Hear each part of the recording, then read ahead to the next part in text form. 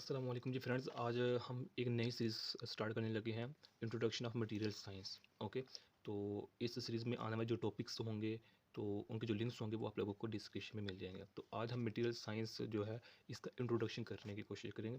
तो आइए इसको स्टार्ट करते हैं। बिस्मिल्लाहिर्रहमानिर्रहीम, सल्लल्लाहु अला मुहम्मद सल्लल्लाहु अलैहि वसल्लम।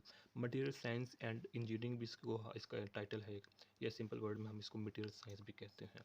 ओके, तो जो मेरे पास मटेरियल साइंस है, सबसे पहले मुझे पता है कि मटेरियल किसे कहते हैं। हम ऑलरेडी जानते हैं मटेरियल क्या है, कि हमारे इर्द की तमाम चीज़ें मटेरियल ही हैं। मिसाल के तौर पर ये हमारे पास जो कागज़ का पेपर है ये भी मटेरियल है, ये पेन है, पेंसिल है, मार्कर है, ये भी हमारे पास क्या है, एक तरह की मटेरियल है। जो पेज होता है, कागज़ होता है, वो भी मटेरियल है। इंक है, वो भी एक तरह की मटेरियल है। ओके, तो कोई भी कुछ सॉलिड चीज़ है वो भी हमारे पास क्या है, लिक्विड है। तो हमारे चीज़ में यानी कि जो स्पेस घेरती हो उसको हम क्या कहते हैं, और वेट हो उसका, स्पेस और वेट दोनों चीज़ों में तो हमारे पास मटेरियल कहलाता है। तो अब हम साइंस है तो साइंस की भी हम जानते हैं, यानी कि जो साइंस है इन सिंपल वर्ड्स में हम ये कहते हैं कि यूनिवर्स के मुतालिक टेस्टेबल जो फॉर्म में जो मेरे पास एक्सप्लेनेशन होती है, जो प्रिडिक्शंस होती हैं यूनिवर्स की, वो हम गेन करते हैं थ्रू दिस साइंस। यानी कि जो साइंस है ये हमें ऑर्गेनाइज करता है नॉलेज को हमारे यूनिवर्स के मुतालिक। सिंपल वर्ड्स में हम साइंस को ये कहते हैं। या फिर हम ये कह देते हैं कि जो हमारे पास यूनिवर्स है इसमें जो हमारे ऑब्जर्वेशंस हो रही हैं, एक्सपेरिमेंट्स हो रहे हैं, तो वो भी हमारे पास साइंस में ही आते हैं। तो अब मटेरियल साइंस हो गया मेरे पास। तो अब देखें जो मटेरियल साइंस है ये एप्लीकेशन, ये मेरे पास ब्रांच है किसकी, अप्लाइड फिज़िक्स की। अप्लाइड फिज़िक्स की। अब हमें अप्लाइड फिज़िक्स हम ऑलरेडी जानते हैं कि अप्लाइड फिज़िक्स किसे कहते हैं। यानी कि अप्लाइड फिज़िक्स क्या है कि ये हमारे जो साइंटिफिक या फिर जो इंजीनियरिंग प्रॉब्लम्स होते हैं उनको सॉल्व करने के लिए हम जो फिज़िक्स की ब्रांच को यूज़ करते हैं वो हमारे पास अप्लाइड फिज़िक्स होता है। ओके, यानी कि हम अदर वर्ड्स में ये कह देते हैं कि जो फिज़िक्स और इंजीनियरिंग के दरमियान जो रिलेशन है, या फिर फिज़िक्स और इंजीनियरिंग के दरमियान जो ब्रिज है, वो हम अप्लाइड फिज़िक्स के थ्रू समझते हैं। तो अप्लाइड फिज़िक्स की जो ब्रांच है वो हमारे पास क्या है, ये हमारे पास मटेरियल साइंस है। तो लिहाजा हम ये कह देते हैं कि अप्लाइड फिज़िक्स में हम क्या क्या देखते हैं कि अप्लाइड फिज़िक्स में हम जो नॉवल मटेरियल्स हो गए, या फोटोनिक डिवाइसेस होगी, या फिर जो क्वांटम डिवाइसेस होगी, उनको हम देखते हैं। तो इसका मतलब क्या हो गया कि चूंकि ये मटेरियल साइंस इसकी ब्रांच है, तो लिहाजा मटेरियल साइंस भी हम इससे रेलिवेंट चीज़ें देखेंगे। तो लिहाजा मटेरियल साइंस हमें क्या कहती है, इसको हम इस तरह समझ देते हैं कि किसी भी अच्छी कोई डिवाइस होगी, या कोई अच्छी स्ट्रक्चर होगा, या कोई अच्छा सा कोई प्रोडक्ट हो गया, उसको बनाने के लिए हमें एग्जैक्ट मटेरियल का पता होना चाहिए कि ये मटेरियल कब और किस वक्त यूज़ होगा, और कितनी मिकदार में यूज़ होगा, और किन प्रॉपर्टीज़ के साथ यूज़ होगा, और ये कितनी देर तक रहेगा। ये तमाम चीज़ें हम मटेरियल साइंस में स्टडी करते हैं। अब इसकी हम जो एक फेमस एग्जांपल ले लेते हैं, वो हमारे पास है टाइटैनिक। ओके, टाइटैनिक है जो जहाज़ था 1912 में, 1912 में ये डूब गया था। और ये मेरे पास इसका मुकम्मल नाम है RMS टाइटैनिक है। और ये मेरे पास ब्रिटिश टाइटैनिक था, यानी कि मेरे पास शिप थी बहुत बहुत बड़ी।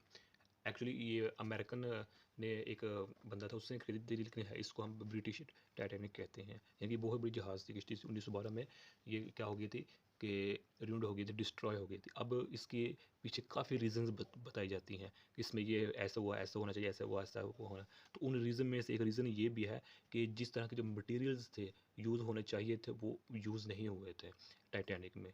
तो लिहाजा किसी भी अच्छी डिवाइस, प्रोडक्ट, स्ट्रक्चर को बनाने के लिए, उसको यूज़ेबल रखने के लिए फॉर अ लॉन्ग टाइम, कौन सा मटेरियल कैसे यूज़ करते हैं, कितना यूज़ करते हैं, और क्या क्या उसके प्रोडक्शन में यूज़ होना चाहिए, वो हम तमाम बातें मटेरियल साइंस में स्टडी करते हैं।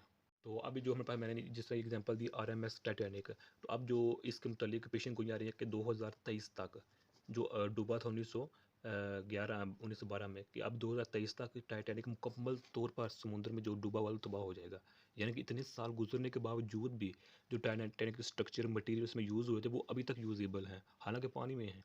लेकिन क्या है कि एक उनमें जो मटेरियल्स यूज़ किए गए हैं वो कैसे यूज़ किए गए, उनको पहले स्टडी किया गया था कुछ ना कुछ, कि ये for a long time usable है भी या नहीं।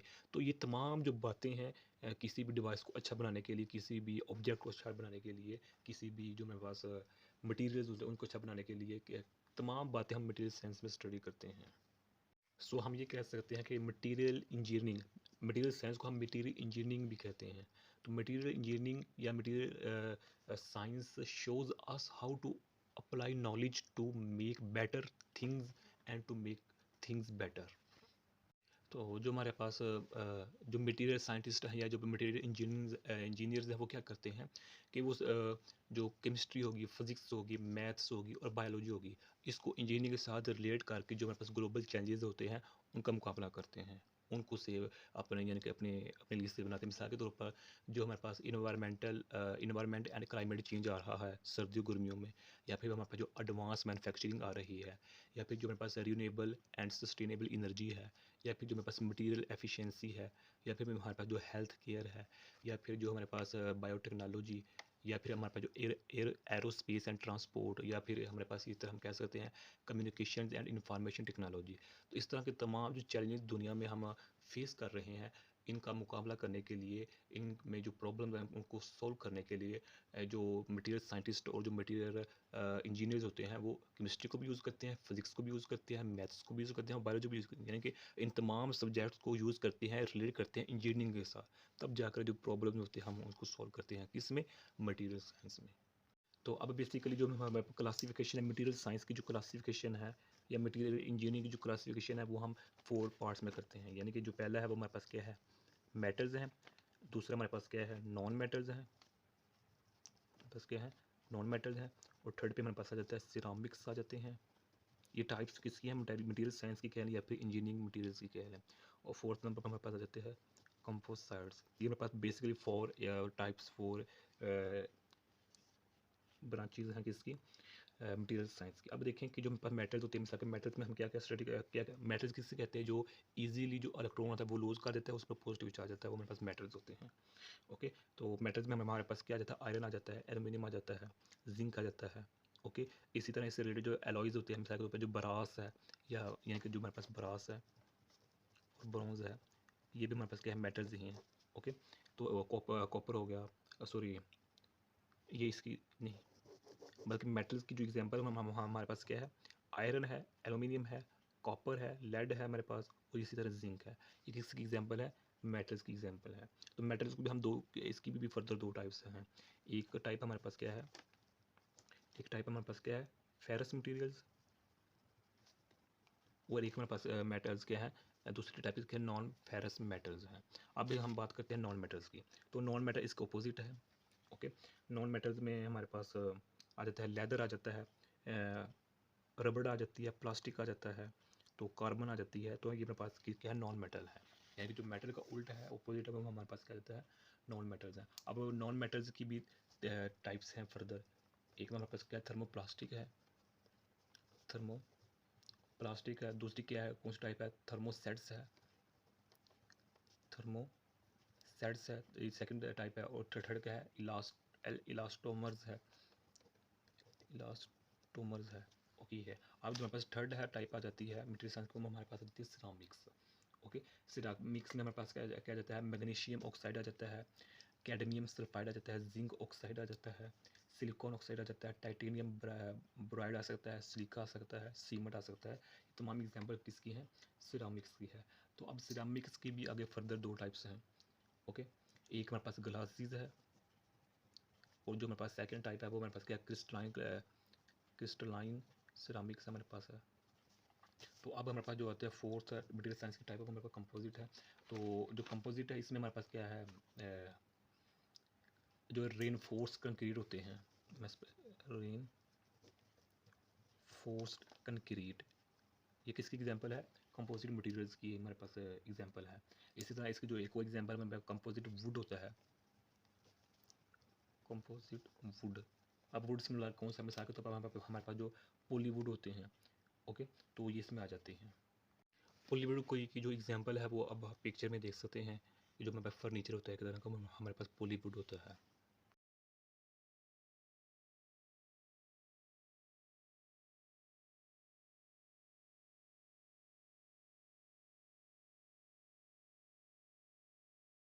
तो जो हमारे पास ये है ना रेनफोर्स्ड कंक्रीट, इसको हम रेनफोर्स्ड सीमेंट का भी नाम देते हैं। तो जो रेनफोर्स्ड कंक्रीट ये एक ऐसा कंक्रीट होता है जिसमें जो एक स्टील होता है ना, यानी कि ऐसा कंक्रीट जो जिसमें हमारे पास जो स्टील होता है ये 2 मटेरियल्स के दरमियान में होता है, ताकि रेजिस्टिंग फोर्सेस में, यानी कि ऐसा कंक्रीट जिसमें जो स्टील होता है दो मटेरियल्स के दरमियान इन सच अ मैटर में एम्बेडेड किया होता है, ताकि वहाँ एक रेजिस्टिंग फोर्स क्रिएट हो जाए। और ये इसमें हमारे ही इसमें हमारा ये फ़ायदा होता है। इस तरह के कंक्रीट को हम बहुत यूज़ करते हैं। तो यही आज का हमारा इतना सा टॉपिक था। जज़ाकल्लाहु खैरा। तो अब इस सीरीज़ में जो आने वाले टॉपिक्स होंगे वो हम एक एक सेपरेट उन पर बात करने की कोशिश करते रहेंगे, तो उनकी जो लिंक्स होंगे वो आप लोगों को डिस्क्रिप्शन में मिल जाएंगे। अब भी मिसाल के तौर पर जो नेक्स्ट हमारे पास टॉपिक होगा वो हमारे पास ब्रैकज़िला होगा। अगर जिसको हम काफ़ी मरतबा स्टडी कर चुके हैं लास्ट सेमेस्टर में, लेकिन इस सीरीज़ में भी इसमें पर हम बात करने की कोशिश करेंगे। तो तब तक के लिए अल्लाह हाफिज़।